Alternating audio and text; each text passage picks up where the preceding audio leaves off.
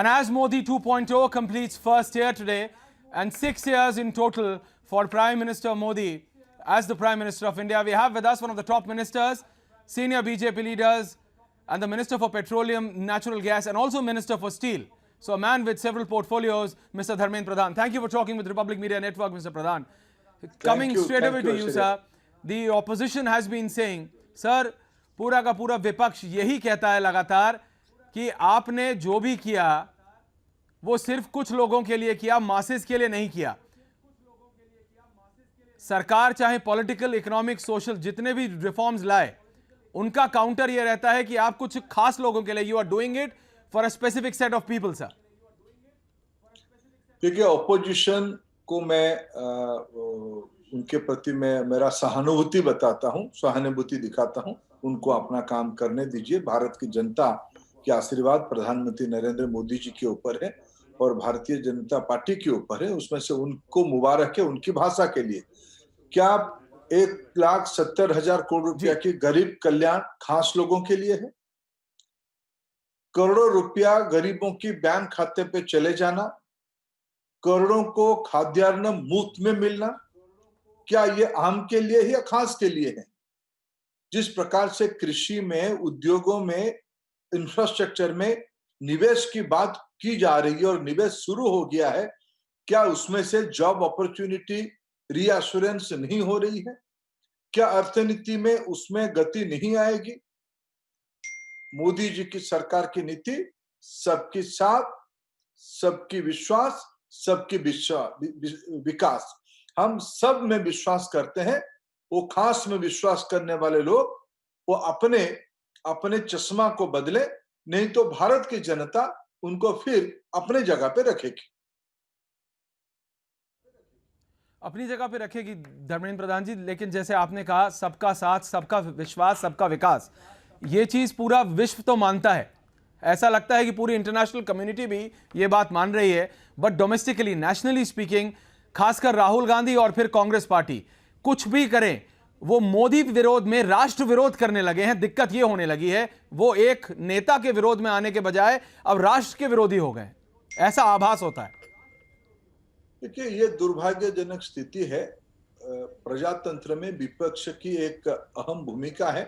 आलोचना चाहिए, सत्ता पक्ष को निरंकुश ना बने जाए, ऐसे इसीलिए विपक्ष की एक अहम भूमिका है। लेकिन अगर विपक्ष अपोजिशन अपने बैलेंस खो बैठे, आपा खो बैठे और असंतुलित बात कहे, तो ये बहुत ही चिंताजनक बात है। राहुल गांधी जी में सकारात्मकता आनी चाहिए। वो निरंतर द्वंद्व में रहते हैं, पेरिनियल कंफ्यूज्ड व्यक्तित्व है। उनको उनकी सलाहकार, उनकी मित्र समूह उनको समझाना चाहिए कि बहुत नेगेटिविटी मोदी जी को तो छोड़ दीजिए। मोदी जी को जो कहना वो कहे, वो उनकी संस्कार है। मोदी जी के ऊपर उसको कुछ नहीं आएगा। मोदी जी के ऊपर देश के गरीबों ने, जनता ने भरोसा जताई। राहुल गांधी जी निरंतर कंफ्यूज स्टेट में रहना, नेगेटिव माइंडसेट में रहना, ये उनकी सेहत के लिए और उनकी राजनीतिक स्थिति के लिए अच्छा नहीं है। धर्मेंद्र प्रधान जी, आप minister of petroleum and natural gas हैं। आपके मंत्रालय के ऊपर कांग्रेस पार्टी और विपक्ष का रहा है कि पिछले छह सालों में और खासकर पिछले 12 महीने में वो ये कहते हैं कि जब दुनिया भर में पेट्रोल के प्राइस नीचे गिरे, बिल्कुल जीरो के स्तर पर आ गए, तब भी हिंदुस्तान में पेट्रोल और पेट्रोलियम प्रोडक्ट्स महंगा क्यों है आम आदमी के ऊपर। ये उनका इल्जाम है आपके ऊपर। अक्षरा जी, कम से कम आप इस प्रकार के तर्क में मत आइए। जीरो कुछ नहीं होता है, माइनस कुछ नहीं होता है।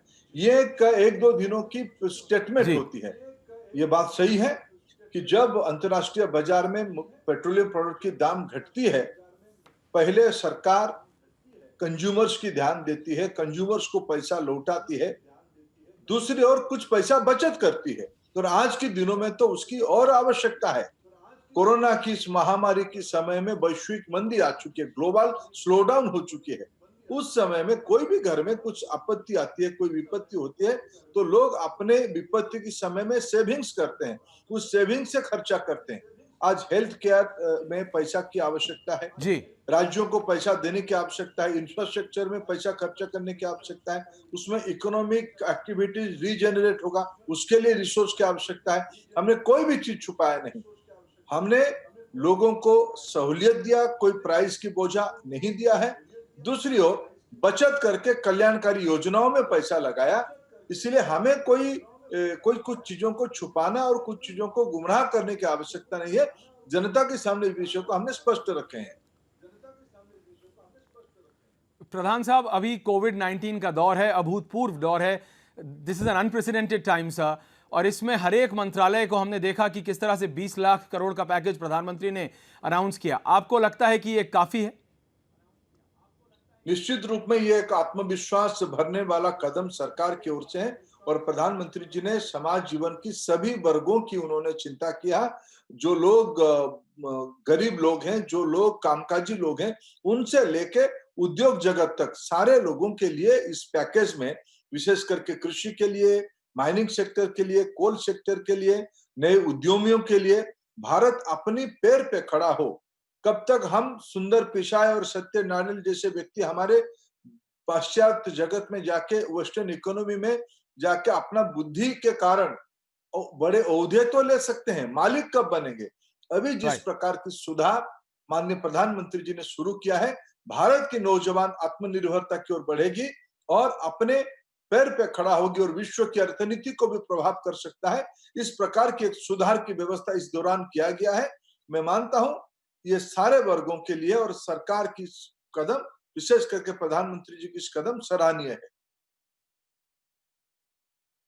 धर्मेंद्र जी, पिछले 12 माह में, पिछले 12 महीनों में हमने देखा, चाहे वो आर्टिकल 370 हो, चाहे वो राम मंदिर का इशू हो, वो बहुत सारे इश्यूज को आधों को कोर्ट ने, आधों को पॉलिटिकली आप लोगों ने सॉर्ट आउट किया। लेकिन ऑपोजिशन का एक एक ऐसा काउंटर हमेशा आता है जो कि समझ से परे होता है, और वो लगातार पिछले 6 साल से आ रहा है। आपको लगता है कि कहीं ना कहीं ये पॉलिटिक्स ऑफ पेसिमिज्म को नकार दिया है? ये जो नेगेटिव पॉलिटिक्स है उसको अब भारत की जनता ने पूरी तरह से नकार दिया है? स्वाभाविक, आपने सही उसको असेसमेंट किया है ऐश्वर्या जी, कि पॉलिटिक्स ऑफ नेगेटिविज्म को भारत की जनता ने, इस डेमोक्रेसी में बहुत परिपक्वता आ चुकी है और शुरू से ही इस डेमोक्रेसी ने कभी भी इरेशनल तत्वों को सहन नहीं किया है, कभी भी उनको प्रश्रय नहीं दिया है। जी। इसीलिए बार बार उनको मुंह की खाना पड़ा है। वो 77 की चुनाव हो या 90 में सत्ता परिवर्तन की बात हो या 98 में अटल जी की सरकार बनाने की बात हो या 2014 पे एक भीषण निराशा की स्थिति के दौरान विश्व में जब भारत और ऊंचाई पे जाना चाहिए था, कांग्रेस पार्टी ने भारत को पीछे रखा। उस निराशा की स्थिति में देश की जनता ने 14 में भी प्रधानमंत्री नरेंद्र मोदी जी पे भरोसा जताया है, 19 में भी भरोसा जताया है।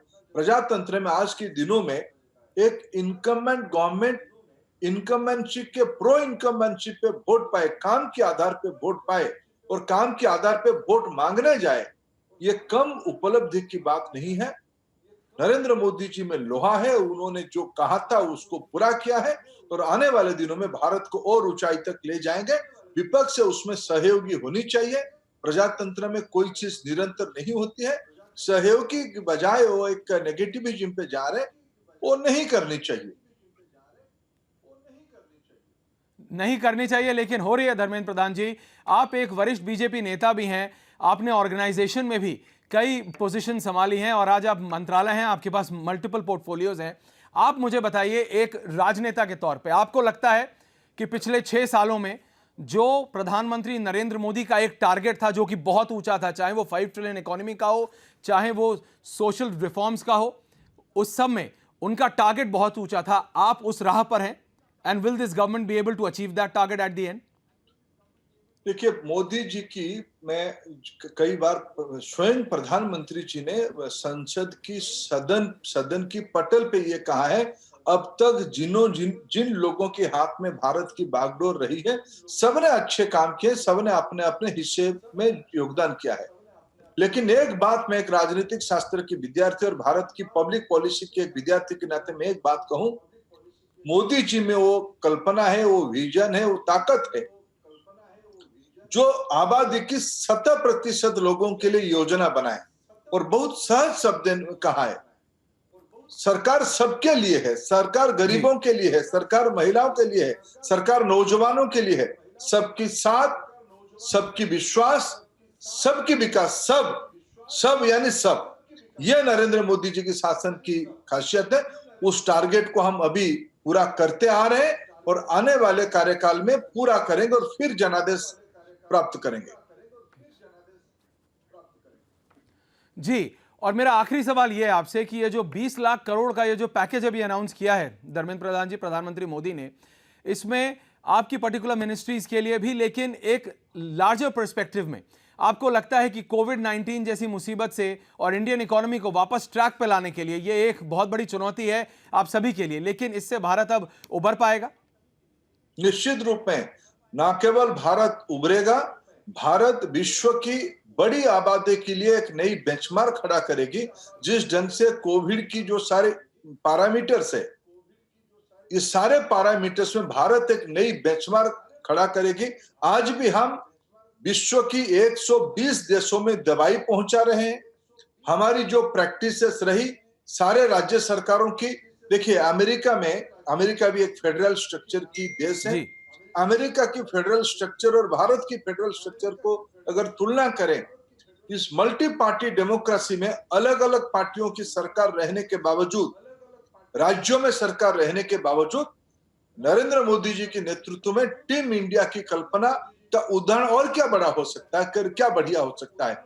सारे पैरामीटर्स में भारत न केवल एक नई ऊंचाई तक छुएगी, लेकिन विश्व की एक अव्वल दर्जे की देश के नाम पे उभरेगी। भारत खुद को संभालेगी, विश्व को भी संभालेगी।